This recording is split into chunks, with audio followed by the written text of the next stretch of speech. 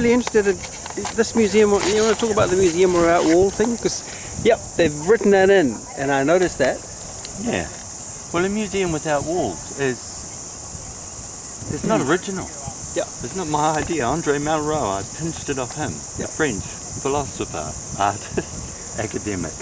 But the notion of it, which I've been trying to understand, I mean, in the early days, my inspiration from that was I went in there and I started working out strategies how to steal the waka and get it out of there as a way of, a graphic way of demonstrating the notion. Well, we never achieved that, and honestly, with the steps and everything else, we would have needed 100 toa to pick it up and carry it away. So it was logistically difficult as a notion. But the idea itself has taken root with the management of the museum. And so the Kaitaia lintel is in Kaitaia now on Where loan. was the lintel? It was in the Māori court on the left when you walk through on the left. You know, if you walk straight through, you come to the house. If you go left past Kawe, yeah. yeah, and then go around that way, yes. and then you were The lintel was then you were presented with the lintel. And it's a great place for it at the moment. It's a photographic representation of it. So it's on loan to Kaitaia. Yeah, it's on loan to the iwi up there, from whom it came. And so it gives them an opportunity to own this. Not to just say, we got it back from that prison in which it's been housed for so long. It's more, it's here, it's ours. These are the people who have looked after it, who know how to look after it and care for it. And with our relationship with them, it can come and go. So it's not fixed, it's not static. Those walls are open. One, to things going out, but also to people coming in.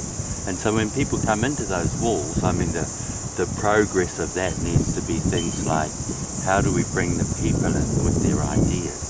And so it's not simply an institution with its institutional stamp on taonga and everything like that. Oh, do you want your feather back? No, you can keep it. Thank you. Yes.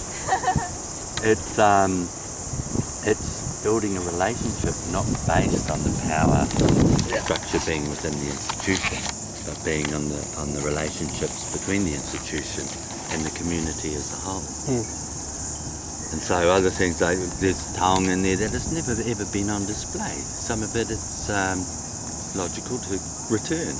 Hey, if it's not something that's going to enhance a display or an exhibition because it's just an old rock, well, it must be wherever that old rock was meant to be. So we had a delegation from Tupare Toa come up for their rock, their kohatu, their stone. And it was interesting because I was talking to some of the young guys who came up and they were like, oh, we don't know what this rock is. It's just the old man wanted it back. So we just come up to help him take it back. But I know, just from talking to them, what's going to happen? They'll take it back, they'll put it there. One afternoon they'll say, why did we go and get that rock back? And they'll learn the story, so it'll stay alive. It'll stay alive in the context for which its purpose was. Yeah. Another thing that's in there is Ruakenana. When he was arrested on trumped up charges, locked in Mount Eden, they stole his flag. And the flag was 2 people, 1 law. And that flag was stolen by the Commissioner of Police. It was his personal loot, if you like. When he died, it got deposited in the museum, and so now with Tuhoi, they have their settlement. They've built a fantastic Tuhoi administration centre, and as part of their settlement, they asked for the return of their flag. Well, it's very easy for us as a museum and institute. Never been on display. In one way, personally, I'd rather we displayed it first because there's quite possibly more tuhoi here than there is down there, although they'll go down there. But even if we don't, that's not the point. The point is the walls are open, and that's going to heal something with tuhoi. It means we build a relationship with tuhoi, and that relationship is to do with the living and all of the the objects we have in there that originally came from Turei. You know, one of the great fears was that if an idea like this was implemented, there'd be this big queue of Māoris outside stretching around the park. Waiting their turns, yeah. That hasn't happened, and it's not necessarily going to happen, even with the house. Ngāti Maru, their house is in there.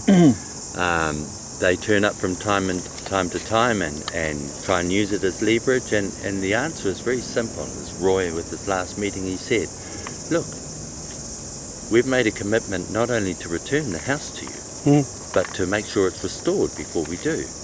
And so that's the commitment we have, and that's the commitment we're honouring. The restoration of it has been progressing. It's stalled a little bit because of funding, but it's still progressing. Yeah. And so that's the pathway it's on. Right. When that house goes, we'll put another one there. Yeah. Maybe we'll build a new one. Maybe we'll commission one. But we actually have other houses and storage and such like that. Is that right? So it's not really the be all and end all of the museum if Ngāti Maru wants their house back. However, for Ngāti Maru, beyond the politics of the day, for Ngāti Maru to have that house there in the museum, in Tāmaki, means it's accessible to more Ngāti Maru people than it would be if it was back in Thames, where it was retrieved from, rescued from dilapidation and decay. And so it invites all of us as a people to review our relationship to our taonga that's housed in a museum. And that relationship can deepen. It can deepen with it one being loaned, so it can spend time at home, wherever home is, and it deepens because it gives people an access to it beyond looking at something through a cage and thinking somebody else stole it. Because most of the stuff in there was stolen. Yeah. And so it allows that relationship to live, and live with a living generation. How would you set up a structure or architecture or an interior way to deal with receiving the descendants of those objects? How would you imagine an encounter? Is it an everyday encounter, or will be quite a specific? I would say that's the next level of growth, and that's our job as a taumata. In some ways, although it's not prescribed as that, but it's certainly the job of the Pacific Island Reference Group that's there now, is to determine that. And the answer to that question can't come from me or you. It has to come from the community. And the answer has to be an answer that serves a purpose for the community, for the living community, and for the status of the taonga. Do you want to describe then how you would set up a scenario for you to go and visit your descendants in there that's related to you? Well, I'll tell you one thing I'd like to do, just as an example. Ngāti Paua visited Tāmaki in 1852. They visited in force because one of their rangatira had been assaulted by a policeman in Auckland. And so they visited on force. Governor Gray perceived this as an invasion. And it was the first time the militia was called up. And so we had a standoff down there at Judges Bay with all of the waka there, Ngāti Paua, and the militia all lined up with their muskets. And Governor Gray demanding their return, peaceably and such like that. And so Tarata Irirangi, my ancestor, negotiated a peace. And the terms of that peace, we have never broken. Despite the invasion of the Waikato, we've never broken that peace. The peace was cemented with a taonga.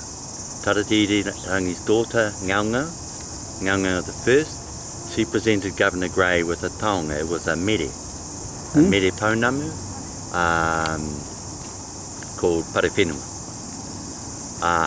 And that, as part of the Gray collection, is now in the museum. It's actually on loan to Waikato at the moment, right? Which its lineage as a taonga takes it back there. And so as a taonga, it has a lineage associated with Waikato, with Tāmaki, with Ngaitai, and with the anchoring of our commitment to peace. And, you know, the establishing the city of Auckland with peace. Well, I'd like to take that back to that site. Yeah. And commemorate that site and that event, and then use that to inform our coming generations of the significance of that, the significance of the site, the significance of that commitment to peace amongst each other. So just little things like that, you know, and then we can put it back there, and then they'll take their children in there, they'll show it, and they'll explain it all, and it will live for them. It won't be a reference they've got from a book. It'll be part of their living heritage that relates to the heritage within those walls that are open. What's happened to the site where the standoff happened? It's a park now. It's funny, in Tāmaki, so many of the sites that are of significance to iwi are parks. A lot of them became rubbish dumps. Because they were significant to iwi, and iwi didn't want, you know, perhaps they were the last places to be sold and such like that. So the settlers, seeing empty land, and also after the proclamation of 1863 we were banished, so there weren't Māori living here. So they used all of our sites as their rubbish dumps. So, there were 128. So Victoria Park is a rubbish dump. The rubbish dump. Yeah. So there are 128 unregistered or, you know, unmanaged old rubbish dumps in Auckland, and a lot of them have a high degree of toxicity, like Victoria Park. But it means that they've remained empty. You know, trees grow. The places are still there. So there's no commemoration of the event anywhere in the city? No. Except that the object holds the significance of that history. And so if we can take down the walls of the museum conceptually, then we can give more life back to the taonga within it and connect that life to the living of the day. That's my thoughts anyway. Okay, great. That's a great little recording. I might go around